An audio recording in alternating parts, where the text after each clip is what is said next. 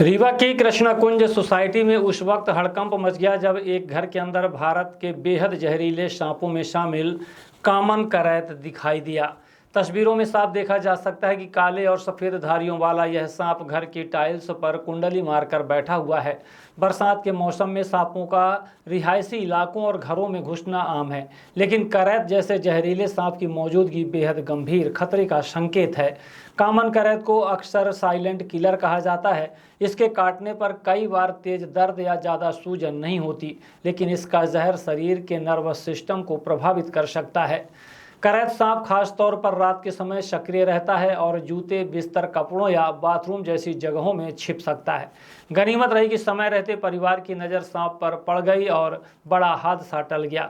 One विभाग के लोगों से अपील की है कि बारिश के मौसम में घर और आसपास साफ सफाई रखें, दरवाजों के नीचे की जगह को बंद रखें और जूते, कपड़े इस्तेमाल करने से पहले अच्छी तरह जांच लें। अगर घर में कोई जहरीला सांप दिखाई दे तो उसे पकड़ने या भगाने की कोशिश बिल्कुल न करें। सुरक्षित दूरी बनाए रखें और तुरंत वन विभाग या प्रशिक्षित स्नैक रेस्क्यू टीम को सूचना दें। भैया जिस तरीके से जंगलों में घर बन रहे हैं तो जंगल के जानवर जाएंगे कहाँ, ही बताइए। इंटीरियर एरियो में घर बन रहे हैं, प्लाटिंग हो रही है, बड़े से बड़ा घर बनवाया जा बच्चा हाँ थोड़ा अच्छे से पकड़ तो न्यूज में चलावे। हाँ ठीक है। भाई नजीब भाई कहाँ बैठा था ना? अच्छा हाँ हम वहाँ काम कर चुके हैं। नजीब भाई कहाँ? ठीक है। हमको फॉरेस्ट वाले वो दिए नंबर। हाँ रघुवंश भाई वो है ना पार। फॉरेस्ट में रीवा में आप कहीं भी फोन घुमाएंगे तो नंबर मेरा ही पाएंगे। इसका फल नहीं होता है क्या? नहीं, फन कोबरा का होता है। जहरीले सांपों में वो बहुत बड़े बड़े होते हैं। हाँ ये छोटा बच्चा है, ये भी छोटा है, मीडियम साइज।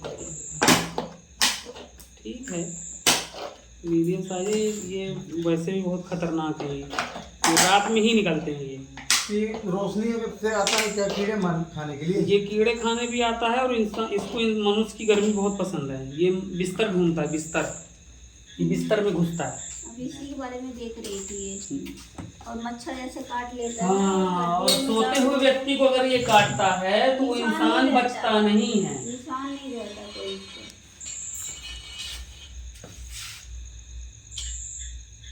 अगर ये सोते हुए जो काटता है, दिख रहा है, साफ है।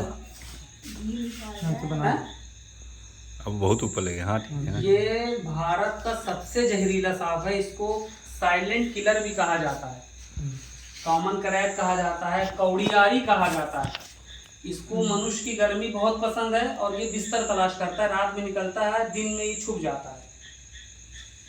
और इसके काटने से मृत्यु 100% होती है अगर आपने सही समय पर इलाज ना कराया तो।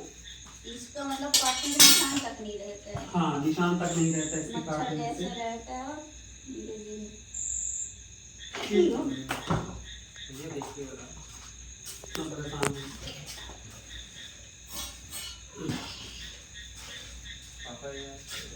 सही नहीं जाएगा।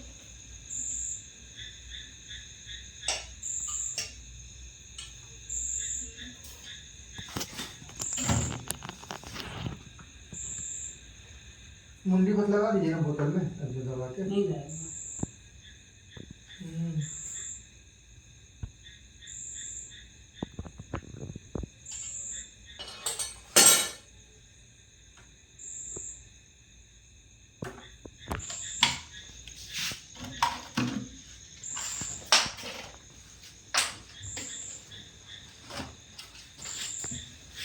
ये समझ लीजिए कि साक्षात यमराज है जी। इसके दांत रहते हैं। अरे दांत रहता है, लेकिन ये मच्छर के जैसे डंक होते हैं ना, उतने बारीक दांत रहते हैं। सोते हुए व्यक्ति को अगर ये काटता है ना तो उसको ये लगता है कि मच्छर काटा है और वो खुजा कर सोता ही रहता है, सो जाएगा। और अगर जागते हुए व्यक्ति को काटता है तो उसे देख ही लेता है कि हाँ ये सांप है। सोता हुआ व्यक्ति कभी भी नहीं बचा है अगर इसने काटा है। साइलेंट किलर है। हाँ, साइलेंट किलर इसीलिए कहते हैं ना इसको। देखो भी अब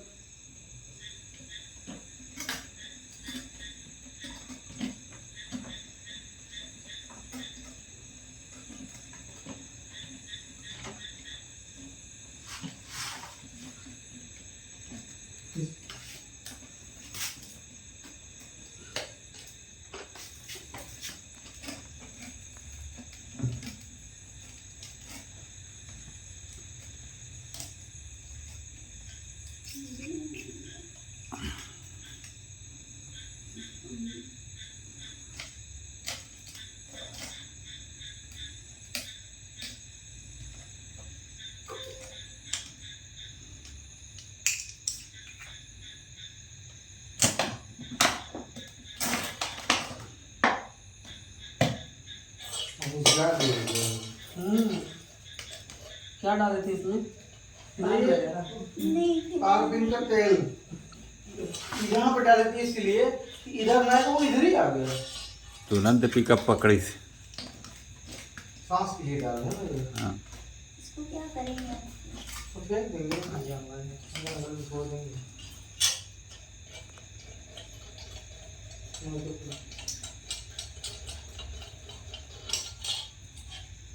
पहले तो मैं ये बता दूं कि मैं मोहम्मद नसीम अंसारी, रीवा वन विभाग वन मंडल से रेस्क्यू टीम का स्नैक कैचर।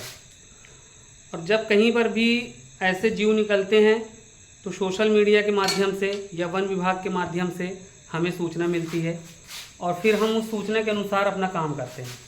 अब जैसे कि ये स्टार समाचार के रिपोर्टर के यहाँ ये कौन सा है, ये शिल्पी कौन सा कुंज है? कृष्णा कुंज के अंदर ये एक ऐसा सांप है जो भारत का सबसे जहरीला सांप है, जिसको इंग्लिश में साइलेंट किलर कहते हैं और गांव देहात में इसके कौड़ियारी के नाम से भी जानते हैं। वैसे इसका नाम कॉमन करैत है। ये भारत का सबसे जहरीला सांप है। इसके बाद सारे सांपों की गिनती शुरू होती है और ये रात के अंधेरों में निकलते हैं। लोगों की, मनुष्यों की गर्मी से बहुत पसंद है और दिन के उजाले में ये छिप जाते हैं।